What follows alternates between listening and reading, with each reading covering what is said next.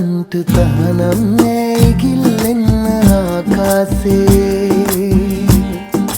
අත්තටු සිඳ ගන්නදයි කිරිල්ලියක් හොර රහසේ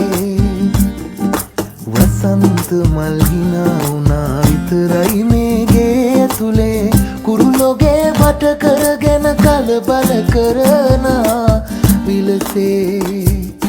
කිරිල්ලියක් හැඩෙනවා කන්නාඩිය ගාව උරුළු හඬක් සැරින් සැරේ තාර පාර ගාව